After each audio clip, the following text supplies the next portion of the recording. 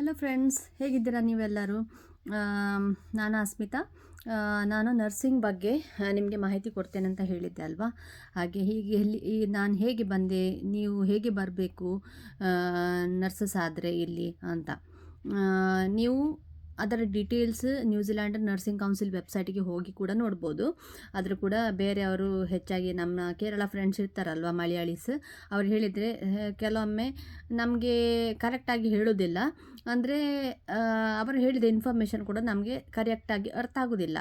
ಅದಕ್ಕೆ ನಾನು ಹೇಳ್ತಾ ಇದ್ದೇನೆ ನಾನು ಹೇಗೆ ಬಂದೆ ಅಂತ. ಎಷ್ಟು ಫೀಸ್ ಇರ್ತದಂತ ಮೇಯ್ನಾಗಿ ನಿಮಗೆ ತಲೆಯಲ್ಲಿ ಇರೋದಲ್ವಾ? ಓಕೆ, ಅದಕ್ಕೆ ನನಗೆ ಒಂದು 10 ಲಕ್ಷ ಅಪ್ರಾಕ್ಸಿಮೇಟ್, ಅದಕ್ಕಿಂತ ಜಾಸ್ತಿನೇ ಖರ್ಚಾಯಿತು. ಓಕೆ, ಮತ್ತು ನನಗೆ ಒಂದು 4-5 ಲಕ್ಷ ಹಿಂದೆ ಸಿಕ್ಕಿತ್ತು, ಆದರೆ ಕೂಡ ಅದು ಏಜೆನ್ಸಿಗೆ ಕೊಡಬೇಕಾಯಿತು. ಸೊ ನಮಗೆ ನಾನು ಏಜೆನ್ಸಿನೇ ಹಿಡಿದಿದ್ದೆ. ನೀವೇ ಪ್ರೋಸೆಸ್ ಸ್ಟಾರ್ಟ್ ಮಾಡ್ಬೋದು. ನನ್ನ ಕೆಲವು ಫ್ರೆಂಡ್ಸ್ ಬಂದಿದ್ದರು, ಅವರಿಗೆ ಖಾಲಿ ಪ್ರೋಸೆಸಿಂಗ್ ಫೀಸಿಗೆ, ಅಂದರೆ New Zealand nursing council IELTS fees ಅದೆಲ್ಲ ಬಿಟ್ಟು just processing for the fees ಕೆಲವೆಲ್ಲ ಏಜೆನ್ಸಿಯವರು 1-1.5 ಲಕ್ಷ ತಗೊಳ್ತಾರೆ. ಮತ್ತು ನೀವು ಹೆಚ್ಚಾಗಿ ಕೊಡಬೇಕಂತ ಇಲ್ಲ. ಮತ್ತು ಪೇಪರ್ಸಿಗೆ ನಿಮ್ಮದು ಎಷ್ಟಾಗುತ್ತೆ ಅಷ್ಟೇ ನಿಮಗೆ ಕೊಟ್ಟರೆ ಆಯಿತು. ಅದು 2-3 ಲಕ್ಷದಲ್ಲಿ ಸರಿಯಾಗುತ್ತೆ. ಸೊ ಹಾಗೆ ಸಹ ಬರ್ಬೋದು. ಅದು ಸ್ವಲ್ಪ ಕಷ್ಟ ಅಂತ ಹೇಳಿ ನಾನು ಕುವೈಟಲ್ಲಿದ್ದೆ ಅಲ್ವಾ, ನಾನು ಒಂದು ಏಜೆನ್ಸಿನೇ ಹಿಡಿದಿದ್ದೆ. ಅದರ ಹೆಸರು RT ಲಾ ಅಂತ. ನಾನು RT ಲಾ ಥ್ರೂ ಬಂದದ್ದು. ಮತ್ತು ನನ್ನ ಕೆಲವರು ಫ್ರೆಂಡ್ಸ್ ಬಂದಿದ್ದರು, ಮೈಂಡ್ ಟ್ರೀ ಅಂತ, ಅದು ಕೂಡ ಒಳ್ಳೆ ಏಜೆನ್ಸಿ, ಮೈಂಡ್ ಟ್ರೀ. ಓಕೆ, ಅದು ಲಿಂಕ್ ಎಲ್ಲ ಹಾಕ್ತೇನೆ, ನೀವು ಆ ವೆಬ್ಸೈಟಿಗೆ ಹೋಗಿ ಅವರಿಗೆ ಕಾಂಟ್ಯಾಕ್ಟ್ ಮಾಡ್ಬೋದು. ಫಸ್ಟ್ ಎಲಿಜಿಬಿಲಿಟಿ ಏನು ಬೇಕಂತ ಹೇಳಿದರೆ, ನೀವು BSc ನರ್ಸ್ ಆಗಿರಬೇಕು. ಡಿಪ್ಲೊಮಾ ನರ್ಸಸ್ನವರು ಕೂಡ ಬರ್ಬೋದು, ಆದರೆ ಅವರದ್ದು ಪೊಸಿಷನ್ ಇರುತ್ತೆ ಎನ್ರೋಲ್ಡ್ ನರ್ಸಸ್ ಅಂತ. ಸೇಮ್ ಸ್ಯಾಲರಿ ಇರೋದಿಲ್ಲ, ಸ್ವಲ್ಪ ಕಮ್ಮಿ ಇರುತ್ತೆ.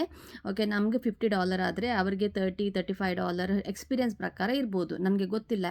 ಓಕೆ, ನಮ್ಮ ವಾರ್ಡಲ್ಲಿ ಹಾಸ್ಪಿಟಲಲ್ಲಿ ಎನ್ರೋಲ್ಡ್ ನರ್ಸಸ್ ಅಂತ ನಾನು ಕೇಳಲಿಲ್ಲ, ಯಾಕೆಂದರೆ ಕೆಲವರಿಗೆ ಇರ್ತಾರೆ, ಅದು ತುಂಬ ಕಮ್ಮಿ ತೆಕ್ಕೊಳ್ಳೋದು. ಈಗ ರಿಜಿಸ್ಟರ್ಡ್ ನರ್ಸಸ್ನವರನ್ನೇ ತೆಕ್ಕೊಳ್ತಾ ಇಲ್ಲ ಇಲ್ಲಿ ನರ್ಸಿಂಗಲ್ಲಿ.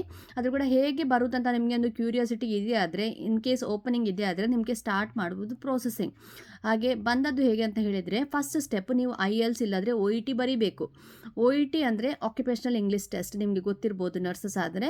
ಇಲ್ಲಾದರೆ IELTS ಅಂದರೆ international English language testing system ಅಂತ. ಯಾವ ಯುರೋಪಿಯನ್ ಕಂಟ್ರೀಸಿಗೆ ಇಂಗ್ಲೀಷ್ ಸ್ಪೀಕಿಂಗ್ ಕಂಟ್ರೀಸಿಗೆ ಹೋಗಬೇಕಾದ್ರೂ ಅದು ಫಸ್ಟ್ ಸ್ಟೆಪ್. ಇಲ್ಲಾದರೆ PET ಇದೆ, ಅದು ಕೂಡ ಅಂದರೆ ನಮಗೆ ABCD ಗ್ರೇಡ್ ಇರುತ್ತೆ ಅಲ್ವಾ. ಇಲ್ಲಾದರೆ 9 ಮಾರ್ಕ್ಸ್ ಫುಲ್ ಮಾರ್ಕ್ ಅಂತ ಹೇಳಿದರೆ 9 ಮಾರ್ಕ್ಸ್ ಅಷ್ಟು ನಮಗೆ ಸಿಗೋದಿಲ್ಲ. ಓಕೆ, ನಾವು ಇಂಡಿಯನ್ಸ್ ಅಂತ ಹೇಳುವಾಗ ನಮಗೆ 8 ಇಲ್ಲಾದರೆ 8.5 ತಗೊಂಡು ಬರಬೇಕು. 8 ಇರಬೇಕು. ಓಕೆ, IELTS ಆದರೆ ಎಲ್ಲದರಲ್ಲೂ 8. ಅಂದರೆ 4 ಮಾಡ್ಯೂಲ್ ಇದೆ ಅದರಲ್ಲಿ, ವಿಭಾಗಗಳು: ಲಿಸ್ನಿಂಗ್, ಸ್ಪೀಕಿಂಗ್, ರೈಟಿಂಗ್, ರೀಡಿಂಗ್ ಅಂತ. ಈವನ್ ಆಕ್ಯುಪೇಷನಲ್ ಇಂಗ್ಲೀಷ್ ಟೆಸ್ಟ್, ಅದು ನರ್ಸಿಂಗ್ ಮೆಡಿಕಲ್ ರಿಲೇಟೆಡ್ ಫೀಲ್ಡ್ನವರಿಗೆ ನಿಮಗೆ ಅದು ಬರಿಬೋದು. ಓಕೆ, ಅದು ಬರೆದು ನಿಮಗೆ ABCD ಗ್ರೇಡ್ ಇದೆ, ಅದರಲ್ಲಿ B ಗ್ರೇಡ್ ಬೇಕು. ಅಂದರೆ ಈಗ ಸ್ಪೀಕಿಂಗಲ್ಲಿ ನಿಮಗೆ C ಸಿಕ್ಕಿತು, ಪರವಾಗಿಲ್ಲ, ಆದರೆ ಕೂಡ ನೀವು ಪ್ರೋಸೆಸ್ ಸ್ಟಾರ್ಟ್ ಮಾಡ್ಬೋದು. ಆದರೆ ಕೂಡ ವಿದಿನ್ ನಿಮ್ಮದು ಪ್ರೋಸೆಸ್ ಆಗುವವರೆಗೂ, ಅಂದರೆ ನಿಮಗೆ ಮಾರ್ಕ್ಸ್ ಸಿಗುವವರೆಗೂ 3 ಅಟೆಂಪ್ಟ್ ಇದೆ. 3 ಅಟೆಂಪ್ಟಲ್ಲಿ ಎಲ್ಲದರಲ್ಲಿ ಎಲ್ಲ ಮಾಡ್ಯೂಲ್ಸಲ್ಲಿ ನಿಮಗೆ B ಸಿಕ್ಕಿದರೆ ಸಾಕು. ಮತ್ತೇನಾದರೂ ಇದ್ದರೆ, ನಿಮಗೆ ಡೌಟ್ ಇದ್ದರೆ ನನ್ನ ಹತ್ರ ಕಮೆಂಟಲ್ಲಿ ಹೇಳಿ, ನನಗೆ ಗೊತ್ತಿದ್ದ ವಿವರ ನಿಮಗೆ ಹೇಳ್ತೇನೆ. ಫಸ್ಟ್ ಸ್ಟೆಪ್ ಆದ ನಂತರ ನೀವು ಯಾವುದಾದ್ರೂ ಏಜೆನ್ಸಿನ ಇಟ್ಕೊಳ್ಳಿ. ಇಲ್ಲಾದರೆ ನೀವು ಜಸ್ಟ್ ನರ್ಸಿಂಗ್ ಕೌನ್ಸಿಲ್ ಅದು ವೆಬ್ಸೈಟಿಗೆ ಹೋಗಿ, ಅಲ್ಲಿ ಒಂದು ಟ್ರೂ ಮೆರಿಟ್ CGFNS ಅಂತ ವೆಬ್ಸೈಟ್ ಇದೆ. ಓಕೆ, ಅದರ ಥ್ರೂ ನೀವು ಅಪ್ಲೈ ಮಾಡಬೇಕು. ಏನೆಲ್ಲ ಪೇಪರ್ಸ್ ಅಪ್ಲೋಡ್ ಮಾಡಬೇಕು ಅಂತ ಹೇಳ್ತೀನಿ. ಒಂದು ನಿಮಿಷ.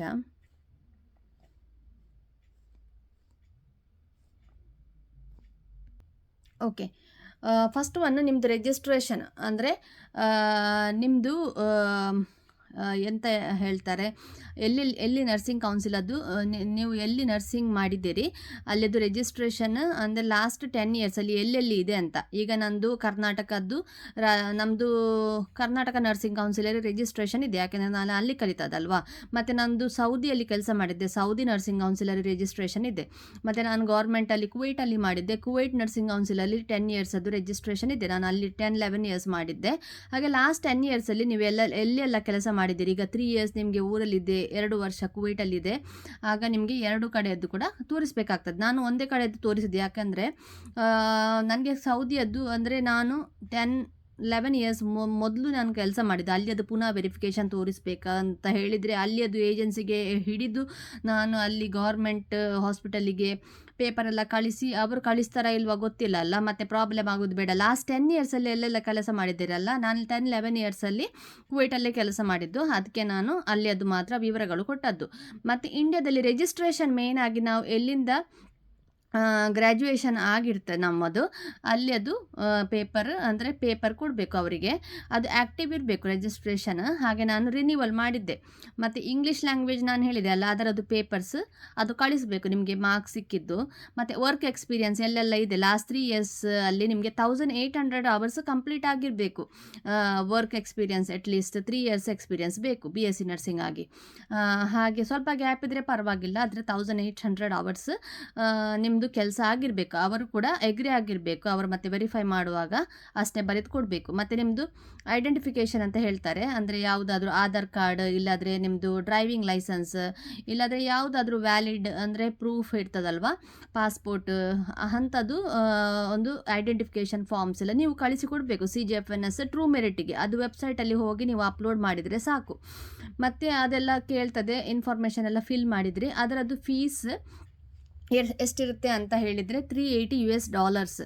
ಓಕೆ, ಅವರಿಗೆ ಕ್ರೆಡೆನ್ಷಿಯಲ್ ವೆರಿಫಿಕೇಷನ್ ಮಾಡಲಿಕ್ಕೆ ಅದು USA ಹೋಗ್ತದೆ ಪೇಪರ್ಸ್ ಆ್ಯಕ್ಚುಲಿ $380. ಓಕೆ, ಅವರು ವೆರಿಫೈ ಮಾಡ್ತಾರೆ, ಅವರು ಒಂದು ಕಂಪನಿ ಸರ್ಟಿಫಿಕೇಟ್ ಕ್ರೆಡೆನ್ಷಿಯಲ್ಸ್ ಎಲ್ಲ ವೆರಿಫಿಕೇಷನ್ ಮಾಡೋದು, ಅಂದರೆ ನರ್ಸಿಂಗ್ ಕೌನ್ಸಿಲ್ ನ್ಯೂಜಿಲ್ಯಾಂಡ್ಗಾಗಿ. ಹಾಗೆ $380 ಅಂತ ಹೇಳಿದರೆ 33,290 ಪ್ಲಸ್ GST ಆಗಿ ನೀವು ಎಷ್ಟು 35,000 ಅಷ್ಟು ಕೊಡಬೇಕಾಗ್ಬೋದು. ಟ್ರಾನ್ಸ್ಫರ್ ಮಾಡುವಾಗ ಅವರಿಗೆ ಟ್ರಾನ್ಸ್ಫರ್ ಮಾಡಬೇಕು. ಅದರ ನಂತರ ಅವರು ಪೇಪರ್ ವೆರಿಫಿಕೇಷನ್ ಸ್ಟಾರ್ಟ್ ಮಾಡ್ತಾರೆ. ನಿಮಗೆ ಮರುದಿನವೇ ಕೆಲವೊಮ್ಮೆ 2-3 ದಿನದಲ್ಲಿ ಪೇಪರ್ ಅಂದರೆ ನೋಟ್ರಿ ಮಾಡಿ ಅಪ್ಲೋಡ್ ಮಾಡಲಿಕ್ಕೆ, ಕೆಲವೊಮ್ಮೆ ನಿಮ್ಮ ನರ್ಸಿಂಗ್ ಕೌನ್ಸಿಲಿಗೆ ಪೇಪರ್ ಹೋಗಲಿಕ್ಕೆ ಒಂದು ಪೇಪರ್ ಕೊಡ್ತಾರೆ. ನಿಮ್ಮ ನರ್ಸಿಂಗ್ ಕೌನ್ಸಿಲಿಗೆ ಹೋಗಿ ಇದೆಲ್ಲ ಫಿಲ್ ಮಾಡಿ ಕಳಿಸಿ, ಅಲ್ಲಿಂದ ಅವರು ಕಳಿಸಬೇಕು. ನಿಮ್ಮದು ವರ್ಕ್ ಎಕ್ಸ್ಪೀರಿಯನ್ಸ್ ಎಲ್ಲಿದೆ ಅಲ್ಲಿಂದ ಅವರು ಈ ಎಲ್ಲ ಪೇಪರ್ ಕಳಿಸಬೇಕು. ಮತ್ತು ನಿಮ್ಮದು ಗುಡ್ ಸ್ಟ್ಯಾಂಡಿಂಗ್ ಸರ್ಟಿಫಿಕೇಟ್, ಅಂದರೆ ನಮ್ಮದೊಂದು ಇಲ್ಲಿ ಕೆಲಸ ಮಾಡ್ತಿದ್ದಾಳೆ ಅವಳ ಕ್ಯಾರೆಕ್ಟರ್ ಹೇಗಿದೆ, ಅವಳಿಗೆ ಅಂತ ಪ್ರಾಬ್ಲಮ್ಸ್ ಇತ್ತಾ ಕೆಲಸದಲ್ಲಿ ಹಾಗೆ ಅಂತ ಹೇಳಿ ನಮ್ಮ ಎಲ್ಲಿ ಕೆಲಸ ಮಾಡ್ತಿದ್ದೇವೆ ಅಲ್ಲಿಂದ, ಮತ್ತು ನರ್ಸಿಂಗ್ ಕೌನ್ಸಿಲಿಂದ ನಾವು ಎಲ್ಲಿ ಕಲಿತದ್ದು ಆ ಕಾಲೇಜಿಂದ ಎಲ್ಲ ಪೇಪರ್ಸ್ ಹೋಗಬೇಕು.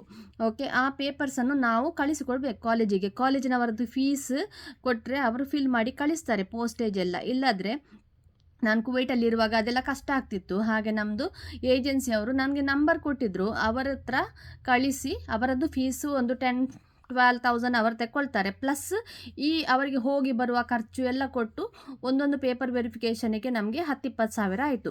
ಅಂದರೆ ನರ್ಸಿಂಗ್ ಕೌನ್ಸಿಲ್ ಅದು ಮಾಡ್ತಾರೆ, ಕಾಲೇಜ್ ಅದು ಮಾಡ್ತಾರೆ. ಹಾಗೆ ಅಂದರೆ ಮತ್ತು ಕುವೈಟದ್ದು ನಾನೇ ಕಳಿಸಿದ್ದು ಫಿಲ್ ಮಾಡಿ. ಮತ್ತು IELTS ಅದು ಅವರೇ ಮಾಡ್ತಾರೆ. ಓಕೆ, IELTS ಎಲ್ಲಿ ನಾವು ಅಂದರೆ ಬ್ರಿಟಿಷ್ ಕೌನ್ಸಿಲ್ ಇಲ್ಲಾದರೆ IDP ಅಂತ ಇದೆ. ಓಕೆ, ಅದರಲ್ಲಿ ಮಾಡಿದರೆ ಅವರೇ ವೆರಿಫೈ ಮಾಡ್ತಾರೆ. ಮತ್ತು ಏನು ಕೂಡ ಇಲ್ಲ, ಅದೆಲ್ಲ ಪೇಪರ್ ಆಗಲಿಕ್ಕೆ ನನಗೆ ಒಂದು 6 ಮಂತ್ ಆಯಿತು. ಓಕೆ, ಅದು ವಿದಿನ್ 3 ಮಂತ್ಸ್ ಕೂಡ ಆಗುತ್ತೆ. ನೀವೆಷ್ಟು ಬೇಗ ಪೇಪರ್ ವಾಪಸ್ ಕಳಿಸ್ತೀರಿ, 6 ಮಂತ್ಸ್ ಟು 1 ಇಯರ್ವರೆಗೆ. ಕೆಲವರದ್ದು ಆಗೋದಿಲ್ಲ, ಸ್ಟಕ್ ಆಗುತ್ತೆ. ಆ ಪೇಪರ್ ಕಳಿಸಿ, ಈ ಪೇಪರ್ ಕಳಿಸಿ, ಇದು ಸರಿ ಇಲ್ಲ ಅದು ಸರಿ ಇಲ್ಲ ಅಂತ ತುಂಬ ಪ್ರಾಬ್ಲಮ್ಸ್ ಕೂಡ ಮಾಡ್ತಾರೆ. ಹಾಗೆ ನಾನು 6 ಮಂತಲ್ಲಿ ಕಂಪ್ಲೀಟ್ ಆಗಿ ಅವರು ಏನು ಮಾಡ್ತಾರೆ, ನಿಮ್ಮದು ಕಂಪ್ಲೀಟ್ ಆಗಿದೆ CGFNS ಅಂತ ಹೇಳಿ ನ್ಯೂಜಿಲ್ಯಾಂಡ್ ನರ್ಸಿಂಗ್ ಕೌನ್ಸಿಲಿಗೆ ಅವರು ಪೇಪರ್ ಕಳಿಸ್ತಾರೆ. Internationally qualified nurses assessment complete ಆಯಿತು, ಅವಳದ್ದು ಪೇಪರ್ಸ್ ಎಲ್ಲ ಓಕೆ ಆಗಿದೆ ಅಂತ. ಆಗ ನ್ಯೂಜಿಲ್ಯಾಂಡ್ ನರ್ಸಿಂಗ್ ಕೌನ್ಸಿಲ್ಗೆ ಪೇಪರ್ ಬರುತ್ತೆ. ಅಲ್ಲಿ ಅದು ಫೀಸ್ ನಾವು ಕಟ್ಟಬೇಕು. ಅವರು ಎಂತ ಮಾಡ್ತಾರೆ, ನಿಮ್ಮದು CGFNS ಆಗಿದೆ ನಿನಗೆ. ಆಗ ಇತ್ತು ನಾನು ಬರುವಾಗ 2 ವರ್ಷದ ಮೊದಲು CAP ಅಂದರೆ ಕಾಂಪಿಟೆನ್ಸಿ ಅಸೆಸ್ಮೆಂಟ್ ಪ್ರೋಗ್ರಾಮ್ ಅಂತ. ಕಾಂಪಿಟೆನ್ಸಿ ಅಸೆಸ್ಮೆಂಟ್ ಪ್ರೋಗ್ರಾಮ್ ಅದು ಥಿಯರಿ ಮತ್ತು ಪ್ರಾಕ್ಟಿಕಲ್ ಅದು ಫೀಸ್ ಒಟ್ಟಿಗೆ ನನಗೆ 4.5 ಲಕ್ಷ ಇತ್ತು ಇಲ್ಲಿ ಬಂದು. ಮತ್ತು ನಮ್ಮದು ಇಲ್ಲಿ ಬಂದ ನಂತರ ನಿಲ್ಲಲಿಕ್ಕೆ ಅಂದರೆ ವಸತಿ ಊಟ ಎಲ್ಲ ನಾವೇ ನೋಡ್ಕೊಳ್ಬೇಕು, ಫುಡ್ ಆ್ಯಂಡ್ ಅಕೊಮಡೇಷನ್ ಎಲ್ಲ. ಅವರು ಕಾಲೇಜಿನವರು ಕೊಟ್ಟರು ಕೂಡ ಅದು ಫೀಸ್ ತುಂಬ ಇರುತ್ತೆ, 20-25 ಸಾವಿರ ಇರುತ್ತೆ ವಾರಕ್ಕೆ. ಅದು ನೀವೇ ನೋಡ್ಕೊಳ್ಬೇಕು. ಅಂದರೆ ಊಟ ರೆಡಿ ಎಲ್ಲ ಮಾಡಲಿಕ್ಕೆ ಗ್ಯಾಸ್ ಸ್ಟವ್ ಅದೆಲ್ಲ ಇರ್ತದೆ, ಗ್ಯಾಸ್ ಅಲ್ಲ ಎಲೆಕ್ಟ್ರಿಕಲ್. ಅಲ್ಲೆಲ್ಲ ನಮ್ಮದು ವೆಸಲ್ಸ್ ಎಲ್ಲ ಇತ್ತು, ಕೆಲವರಿಗೆ ಏನು ಇರೋದಿಲ್ಲ ಹಾಗೆ. ಮತ್ತು ಅಲ್ಲಿ ಕ್ಯಾಪದ್ದು ಫೀಸ್ 4.5 ಲಕ್ಷ ಇತ್ತು. ಆದರೆ ಈಗ ಬೈ ಲಕ್ಕಿಲಿ ಅವರು ಕಮ್ಮಿ ಮಾಡಿದ್ದಾರೆ. ಅಂದರೆ ಕಾಂಪಿಟೆನ್ಸಿ ಅಸೆಸ್ಮೆಂಟ್ ಪ್ರೋಗ್ರಾಮ್ ಅಂತ ಅದು ಇಲ್ಲ ಈಗ ಆಸ್ಕಿ ಅಂತ ಇದೆ. ಕ್ಯಾಪ್ ಅಂತ ಥಿಯರಿ ಇದೆ, ಅದರದ್ದು ಪ್ರಿಪರೇಷನ್ ಕೋರ್ಸು $500 ಆಗುತ್ತೆ, ಅಂದರೆ 25,000. ಓಕೆ, ಮತ್ತು ನಂತರ ಆಸ್ಕಿ ಪ್ರಾಕ್ಟಿಕಲ್ ಬರೀಲಿಕ್ಕೆ ನಿಮಗೆ ಕ್ಯಾಪ್ ಪ್ರೋಗ್ರಾಮ್ ಇಲ್ಲ. ಓಕೆ, 4.5 ಲಕ್ಷದ್ದು ಪ್ರೋಗ್ರಾಮ್ ಇಲ್ಲ ಈಗ. ಫಸ್ಟ್ ಪಾರ್ಟ್ ಥಿಯರಿ ಬರೀಲಿಕ್ಕೆ just medication safety and nursing ನಾಲೆಜದ್ದು ಥಿಯರಿ ಬರೀಲಿಕ್ಕೆ $149 ಅಂದರೆ $7,185 ನಾನು ಕನ್ವರ್ಟ್ ಮಾಡುವಾಗ. ಮತ್ತು ಇನ್ ಕೇಸ್ ಫೇಲ್ ಆದರೆ $32 ನೀವು ಪುನಃ ಥಿಯರಿ ಎಕ್ಸಾಮ್ ಬರಿಬೋದು. ಓಕೆ, ಮೆಡಿಕೇಷನ್ ಸೇಫ್ಟಿ ನರ್ಸಿಂಗ್ ನಾಲೆಜದ್ದು ಅದು ಪಾರ್ಟ್ ಎ ಅದು ಅದಕ್ಕೆ ಎಷ್ಟು $1,642 ಇಂಡಿಯಾದ್ದು ಆಗ್ತದೆ. ಪಾರ್ಟ್ ಬಿ ಫೇಲ್ ಆದರೆ ಅದರದ್ದು ರೀಸಿಟ್ ಫೀಸ್ $5,543 ಹಾಗೆ. ಇಲ್ಲದಿದ್ದರೆ $7,185. ನಾನು ಫಸ್ಟ್ ರಾಂಗ್ ಹೇಳಿದೆ ಆಗುತ್ತಿಲ್ಲ, ಪುನಃ ಹೇಳ್ತಿದ್ದೇನೆ. ಪಾರ್ಟ್ ಎದ್ದು ಫೀಸ್ ಎ ಆ್ಯಂಡ್ ಬಿ ಅದರದ್ದು ಪಾರ್ಟ್ ಎದ್ದು fees $7,185 medication safety and nursing ನಾಲೆಜದ್ದು $149 $7,185. ಪಾರ್ಟ್ ಎ ಅದ್ದು ರೀಸಿಟ್ ಫೀಸ್ ಜಸ್ಟ್ ಥಿಯರಿಯದ್ದು $32 ಅಂದರೆ $1,642. Resit fees for part B $108 $5,543. ಮತ್ತು ಪಾರ್ಟ್ ಬಿ ಅಂತ ಇರ್ತದೆ, ಅದರಲ್ಲಿ ನಿಮಗೆ ಆಸ್ಕಿ ಇಲ್ಲಿ ಬಂದು ಒಂದು ಪ್ರಾಕ್ಟಿಕಲ್ ಎಕ್ಸಾಮ್ ಇದೆ. ಅದು 2-3 ದಿನದ್ದೇ ಇರೋದು. $3,000 ಆಗುತ್ತೆ. ಅದಕ್ಕೆ 1.5 ಲಕ್ಷ. ಓಕೆ, 1 ಲಕ್ಷ ಓಕೆ 55,000 ಹಾಗೆ ಆಗ್ಬೋದು. ಅದಕ್ಕೆ ಪ್ರಿಪರೇಷನ್ ಕೋರ್ಸಿಗೆ 25,000 ನೀವು ಕಟ್ಟಬೇಕು. ಅವರು ಪ್ರಿಪರೇಷನ್ ಹೇಗೆ ಬಂದು ಇಲ್ಲಿ ಅಂದರೆ ಆಸ್ಕಿ ಹೇಗೆ ಮಾಡೋದು ಅಂತ ಹೇಳ್ತಾರೆ. ಅದರದ್ದು ಪ್ರಿಪರೇಷನ್ ಕೋರ್ಸ್ ಆನ್ಲೈನ್ ನಿಮಗೆ ಕಲಿಸ್ತಾರೆ. ಓಕೆ, ಅದರ ನಂತರ ಇಲ್ಲಿ ಬಂದು ನೀವು 1.5 ಲಕ್ಷ ಕೊಟ್ಟು ಇಲ್ಲಿ ಬಂದು ಪ್ರಾಕ್ಟಿಕಲ್ ಕೊಟ್ಟು ಹೋಗಬೇಕು. 2-3 ದಿನವೇ ಇರುವುದಂತೆ ಅದು. ಮತ್ತು ಇಲ್ಲಿ ಕ್ರೈಸ್ಟ್ ಚರ್ಚಲ್ಲಿ ಆಕ್ಲ್ಯಾಂಡಲ್ಲಿ ಎಲ್ಲಿ ಕೂಡ ಮಾಡ್ಬೋದು. ನೀವು ಒಂದೊಂದು ಕಾಲೇಜ್ ಇರುತ್ತೆ, ಅದರ ನಂತರ ಕೆಲಸ ಹುಡುಕ್ಬೋದು. ನೀವು ವಿಸಿಟ್ ವೀಸಾ ಕೊಡ್ತಾರೆ ನೀವು ಅಪ್ಲೈ ಮಾಡಿದರೆ. ನಾನು ಎಕ್ಸಾಮಿಗೆ ಬರೋದಂತ ಹೇಳಿದರೆ ವಿಸಿಟ್ ವೀಸಾಕ್ಕೆ ಅಪ್ಲೈ ಮಾಡಲಿಕ್ಕೆ ಒಂದು 7-8 ಸಾವಿರ ಇರ್ತದೆ, ಹೆಚ್ಚಿರುವುದಿಲ್ಲ. ಓಕೆ, ಆದರೆ ಈ ಎಲ್ಲ ಪೇಪರ್ಸ್ ಕೊಟ್ಟರೆ ಮಾತ್ರ ವಿಸಿಟ್ ವೀಸಾಕ್ಕೆ ಎಂಥ ರೀಸನ್ ಅಂತ ಕೇಳ್ತಾರಲ್ಲ ಆಗ ಕೊಡ್ತಾರೆ. ಮತ್ತು ಅದರದ್ದು ಟಿಕೆಟ್ ಅದೊಂದು ಇನ್ಕ್ಲೂಡ್ ಅಲ್ಲ, ನೀವೇ ತಗೊಂಡು ಬರಬೇಕು. ಇಲ್ಲಿ ಬರಲಿಕ್ಕೆ ಅಂದರೆ ವಿಸಿಟ್ ವೀಸಾದ್ದು ಫೀಸ್ 7-8 ಸಾವಿರ ಇರ್ತದೆ ಒಬ್ಬರಿಗೆ. ಮತ್ತು ನಾನು ಫ್ಯಾಮಿಲಿಗೆ ಅಪ್ಲೈ ಮಾಡಿದ್ದೆ, ಹಾಗೆ ನಂದು 20-30 ಸಾವಿರ ಆಗಿತ್ತು. ಆದರೆ ನಾನು ಅವರಿಗೆ ಕರ್ಕೊಂಡು ಬರಲಿಲ್ಲ, ಮತ್ತು ಕ್ಯಾನ್ಸಲ್ ಮಾಡಿ ನಾನು ರೆಸಿಡೆನ್ಸಿಯಲ್ಲೇ ಕರ್ಕೊಂಡು ಬಂದೆ. ಯಾಕೆಂದರೆ ಇಲ್ಲಿ ಬರುವಾಗ ಕೆಲಸ ಇಲ್ವಲ್ಲ, ಮತ್ತು ರಿಸ್ಕ್ ತಗೊಂಡು ಬರೋದು ಯಾಕೆ. ನಾನು ಇರುವಾಗ ಆದರೂ ಪರವಾಗಿಲ್ಲ, ಮಕ್ಕಳಿಗೆ ತೊಂದರೆ ಅಲ್ವಾ. ನಾನು ಹಸ್ಬೆಂಡ್ ಮಕ್ಕಳು ಬಂದರೆ ನಾವು ಉಳ್ಕೊಳ್ಳಿಕ್ಕೆ ಒಂದು ರೂಮ್ ಸಾಕಾಗಲಿಕ್ಕಿಲ್ಲ.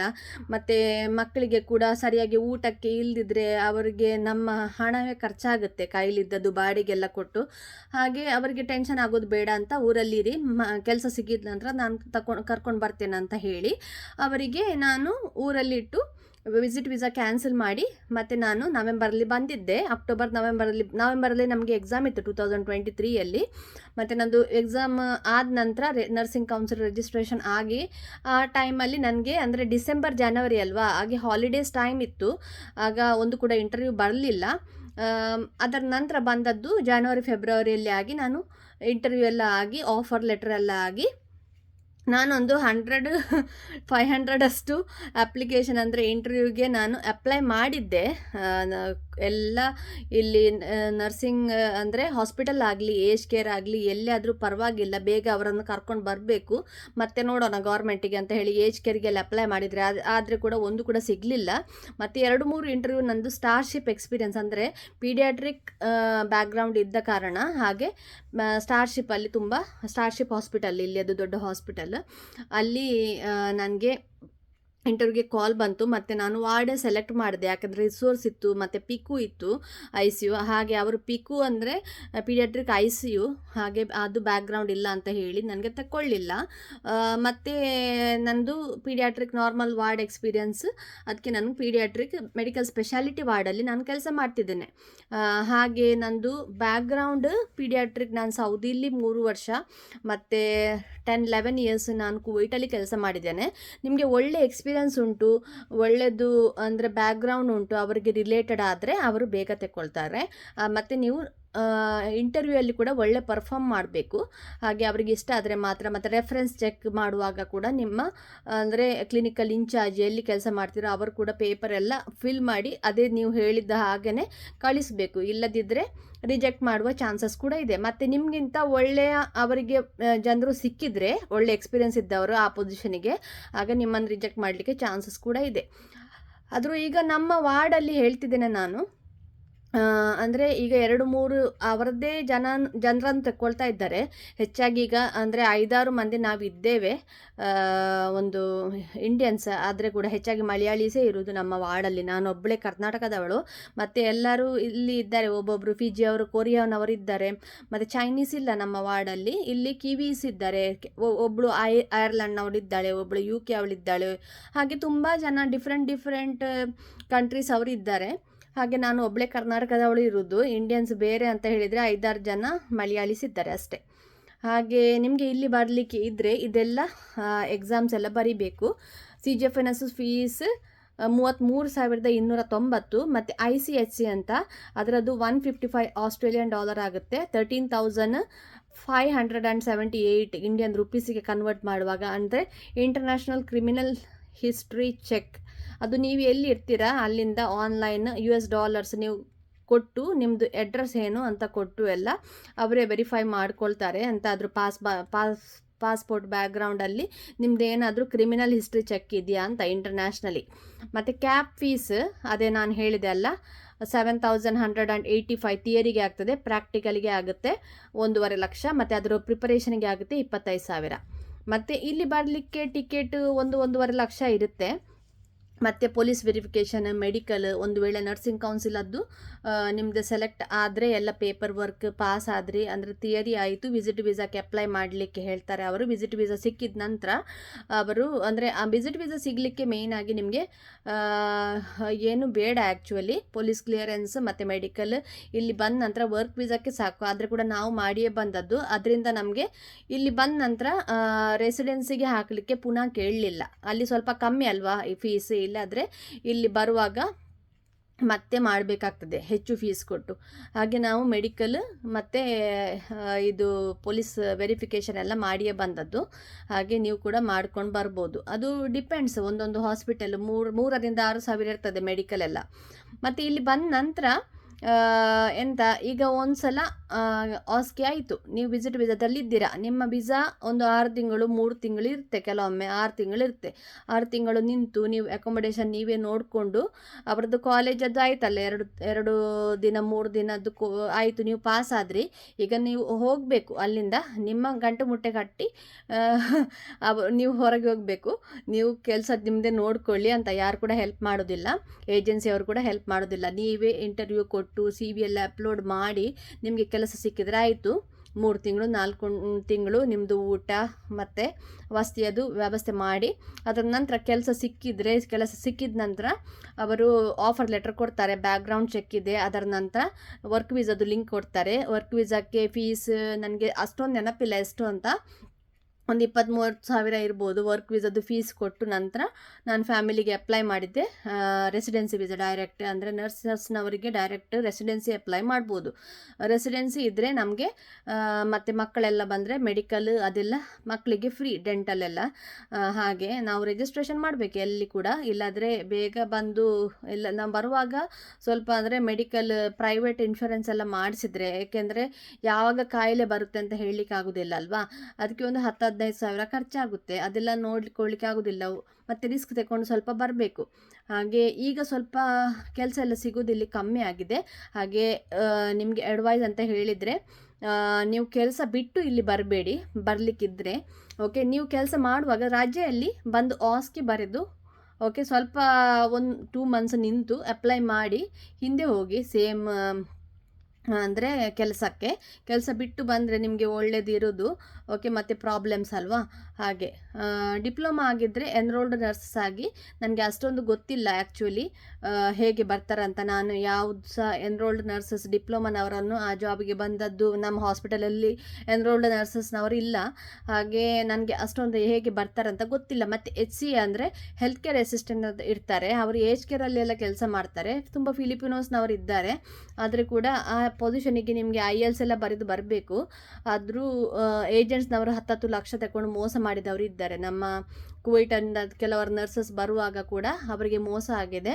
ಹಾಗೆ ಜಿನ್ಯೂನ್ ಏಜೆನ್ಸಿನ ಅಪ್ರೋಚ್ ಮಾಡಿ ನೀವು ನರ್ಸಿಂಗ್ ಕೌನ್ಸಿಲ್ ಹತ್ರನೇ ಸ್ಟಾರ್ಟ್ ಮಾಡ್ಬೋದು ಪ್ರೋಸೆಸ್. ನೀವೇ ಪೇಪರ್ ವೆರಿಫಿಕೇಷನ್ ಮಾಡ್ಬೋದು. ನೀವು ಊರಲ್ಲಿದ್ದರೆ ಕಷ್ಟ ಆಗ್ತದೆ ಸ್ವಲ್ಪ. ನಾನು ಕುವೈಟಲ್ಲಿದ್ದು ಮಾಡುವಾಗ ನಾನು ಏಜೆನ್ಸನ್ನೇ ಹಿಡಿದಿದ್ದೆ, ಹಾಗೆ ಪರವಾಗಿಲ್ಲ ಅಂತ.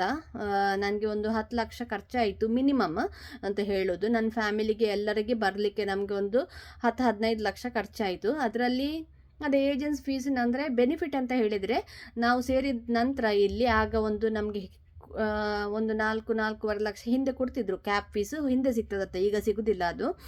ಒಂದು 2 ವರ್ಷದಕ್ಕೆ ಅವರು ಓಪನ್ ಮಾಡಿದರು. ಹಾಗೆ ಇಲ್ಲಿ ಅಂದರೆ ಇಲ್ಲಿನ ತುಂಬ ನರ್ಸಸ್ ಇಲ್ಲಿ ಬಂದು ನಮ್ಮ ಇಂಡಿಯನ್ ನರ್ಸಸ್ ಆಸ್ಟ್ರೇಲಿಯಾಕ್ಕೆ ಹೋಗ್ತಿದ್ರು. ಯಾಕಂದರೆ ಫೀಸ್ ಅಂದರೆ ಅವರಿಗೆ ಅಲ್ಲಿ ಸಂಬಳ ಜಾಸ್ತಿ ಅಂತ. ಅದಕ್ಕೆ ಅಂದರೆ ಇಲ್ಲಿ ಅವರಿಗೆ ಉಳಿಸ್ಕೊಳ್ಳೋದಕ್ಕಾಗಿ ನರ್ಸಿಂಗ್ ಆಗಿ ಇಲ್ಲಿ ಅಂದರೆ ನಮ್ಮದು ರಿಜಿಸ್ಟ್ರೇಷನ್ ಆಗ್ತದಲ್ಲ, ಆ್ಯನ್ಯುವಲ್ ಪ್ರಾಕ್ಟೀಸಿಂಗ್ ಸರ್ಟಿಫಿಕೇಟ್ ಅಂತ ನಮಗೆ ಸಿಗ್ತದೆ. New Zealand nursing council registered nurse annual practising certificate ಅಂತ ಸಿಗ್ತದೆ. ಅದಿದ್ದರೆ ಮಾತ್ರ ನಮಗೆ ಕೆಲಸ ಸಿಗೋದು, ಇಲ್ಲಾದರೆ ನಮಗೆ ವರ್ಕ್ ವೀಸಾ ಸಿಗೋದಿಲ್ಲ. ಅದಾದ ನಂತರನೇ ಸಿಗೋದು. ಅದಕ್ಕಾಗಿ ವೆಯ್ಟ್ ಮಾಡಬೇಕು ನಾವು 1 ತಿಂಗಳು. ಹಾಗೆ ಅದಿದ್ದರೆ ನಮಗೆ ಆಫ್ರಾ ಅಂತ ಅಂದರೆ ಆಸ್ಟ್ರೇಲಿಯನ್ ಅಂದರೆ ಇಲ್ಲಿ ಕ್ವಾಲಿಫೈಡ್ ನರ್ಸಸನ್ನು ಬೇಗ ಅಲ್ಲಿ ರಿಜಿಸ್ಟ್ರೇಷನ್ ಮಾಡಲಿಕ್ಕೆ ಬೇರೆ ಏನು ಕೂಡ ಪೇಪರ್ ಬೇಕಂತೆಲ್ಲ ನಮಗೆ ಆಸ್ಟ್ರೇಲಿಯಾಕ್ಕೆ ಡೈರೆಕ್ಟಾಗಿ ಹೋಗ್ಬೋದು, ಅಲ್ಲಿ ರಿಜಿಸ್ಟ್ರೇಷನ್ ಮಾಡ್ಬೋದು. ಆದರೆ ಕೂಡ ಅಲ್ಲಿ ಕೆಲಸ ಸಿಗಬೇಕಲ್ವಾ.